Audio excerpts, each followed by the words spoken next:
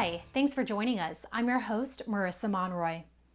The City of Austin Rent Assistance Program was recently recognized as one of the top programs in the state. Texas Housers, an independent nonprofit, analyzed all of the emergency rental assistance programs in Texas and gave the City of Austin a grade of A. That score reflects the program's ability to quickly and equitably get the funds to the households most in need.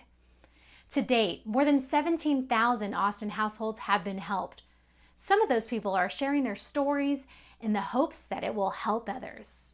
Well, I was on unemployment and I was having a hard time trying to keep up with my bills and pay the rent, and Jim, the manager at our property, had showed me the program. It was super easy to apply online. They're definitely user-friendly. So I applied and they really did help me a whole lot. I'm not a good person with the computer, and I tell everyone, call them. They'll help you. Everyone there is going to be supportive. There's no bureaucracy. About a week later, my blessing was answered. They paid my back rent and they paid 2 months in advance. It really helped us because we were able to actually build our credit. So the money that I was getting from unemployment, I was putting towards all my past due bills. Don't worry about your background, what you used to do, how much you used to make. They're there to help. Just don't get discouraged, because there's help out there. To learn more and to apply for rental assistance, visit austintexas.gov/rent or call 512-488-1397. The City of Austin and Travis County have partnered with an organization to provide emergency alerts in American Sign Language. The agencies are partnering with DeafLink to launch the Accessible Hazard Alert System, or AHAS. Subscribers will receive an accessible message in ASL and English voice and text on their computer and mobile devices. Similar to the Warren Central Texas alerts, the alert message will include information about the emergency and what actions to take. Sign up today at atc.ahasalerts.com or text AHAS to 737-241-3710. The Office of Police Oversight released a report that includes suggestions on how Austin police can improve interactions with Austin residents who are living with disabilities. The report is based on input gathered during a community event hosted by the Mayor's Office, the Mayor's Committee for People with Disabilities, and the Equity Office. Insights included individuals with physical or psychological disabilities are often seen as a threat to law enforcement. Insights also included a need for increased communication between people with disabilities and police officers, and helping law enforcement officials become more aware of an individual's disability and need. You can read the report and learn more about the Office of Police Oversight at atxpoliceoversight.org.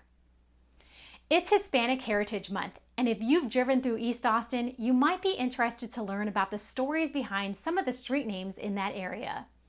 Take a look. The names on the left are the previous street names. Those 4 streets were renamed in honor of the individuals on the right. Nash Hernandez Sr. was a local trumpeter and band leader whose legacy continues still today through the Nash Hernandez Orchestra. Jesse E. Segovia and his wife helped people in their community maintain ownership or provide relocation assistance to homeowners impacted by the city's plans to develop the Fiesta Gardens area. Robert T. Martinez Jr. was a senior patrol officer with the Austin Police Department, killed in the line of duty. Cesar Chavez Street is named after the renowned labor activist and civil rights leader. Hispanic Heritage Month is observed each year from September 15th to October 15th and celebrates the achievements and contributions of Hispanic American champions who've inspired others to achieve success. Austin-Bergstrom International Airport is welcoming passengers as they get back in the saddle of air travel. With the return of iconic Austin events like ACL Festival, Formula One, and more, travelers can expect a busier than usual terminal experience and should plan accordingly when heading to the airport. Howdy partners, Ray Benson from Asleep at the Wheel here. It's time to get back in the saddle of air travel, and the high-flying folks here at Austin-Bergstrom International Airport are happy to welcome you all back with a few tips to make traveling through our airport as smooth as a horned toad's belly. Now, with all our crazy Texas weather, before heading out to the airport, be sure to check on your flight status. To keep ahead of the stampede, make sure you mosey on out here at least 2 to 2.5 hours before your flight. If you're checking luggage or returning a rental car, go on ahead and give yourself a little extra time. And don't forget to mask up in the airport and on your plane. That's the law, hombre. If it's been a while since your last visit, you can now use your phone to find your way around with our new digital map. You can skip the airline check-in line by downloading and using a mobile boarding pass. Make sure your rucksack is packed the right way. If you're not sure what you can and can't bring through security, visit tsa.gov. So, once you visited our good friends at the TSA, it's now time to sit back and relax with your favorite Austin Vittles and live music. And that's all she wrote, Saddle Pals. For everyone here at AUS, remember these tips and have a great trip. See y'all soon. That's it for this week's City View. Thank you for watching, Austin.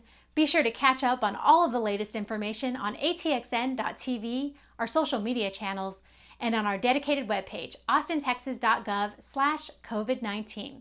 Stay well, Austin.